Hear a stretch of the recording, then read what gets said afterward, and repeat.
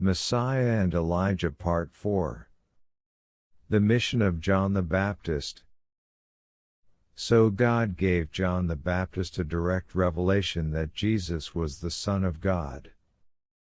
But, although John initially fulfilled his mission to witness for Jesus Christ, unfortunately he did not continue to do so in the continuation of his life, did not serve him and follow him as his first disciple. After meeting the Messiah, anyone should have believed in him and served him for the rest of his life. This was especially true of John the Baptist, who came with the mission of Elijah, namely to prepare the way for the Messiah. Luke 1:76. Therefore, John was to serve, follow and love Jesus as his first disciple. John's father had been told of his son's mission when he was born, and he prophesied, saying, "And you, child, you shall be called a prophet of the Most High, for you shall walk before the CGN, to prepare his ways, to teach salvation to his people." Luke 1:76-77. Furthermore, it was prophesied in Luke 1:17 that John would walk before the Messiah with the spirit and strength of Elijah. Instead, not a single incident where John actually ministered to and followed with his disciples Jesus can be found in the Bible. Just before John the Baptist died in prison, having spent his own life without fulfilling the mission of serving and follow Jesus, he began to have doubts about his own life and about Jesus, and sent his disciples. They also don't follow Jesus, therefore, to Jesus to ask him, "Are you the one who is to come, or shall we wait for another?" Matthew 11:3. This verse proves beyond doubt that John and his disciples did not believe in Jesus as Messiah and fail in serving and followed him. Jesus was outraged by such a question, and his answer was almost a judgment. "And blessed is he who is not scandalized by me."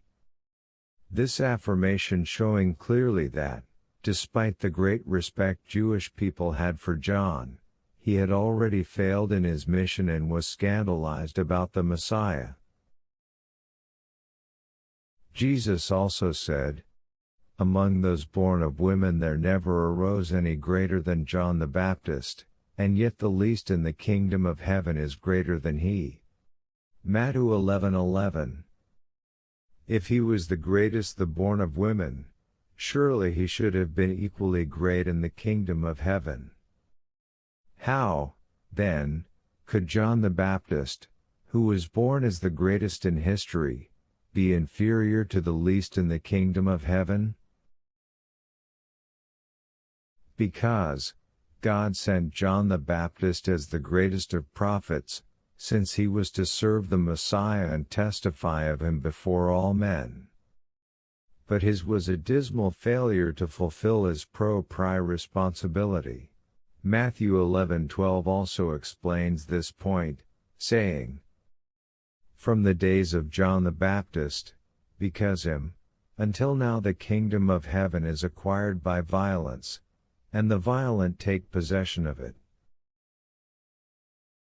If John the Baptist had served and followed Jesus, realizing his responsibility, he would have become Jesus' first disciple, but because of his failure, it was Peter, the disciple who manifested the greatest commitment, who became the leader of the 12.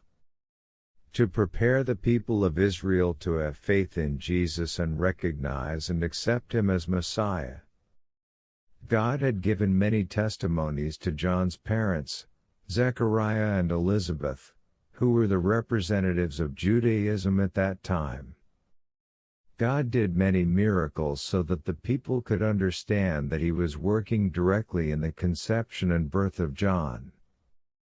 Undoubtedly, John had been warned by his parents of the relationship in which he was with Jesus, and, as mentioned earlier, he must have received many revelations directly from God.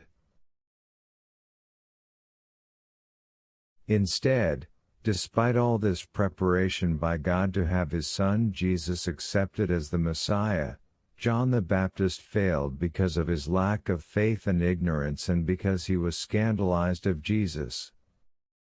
Moreover, his personal ignorance and lack of faith not only caused his individual failure, but also led most of the Jewish people to the unbelief that led to Jesus' death by crucifixion.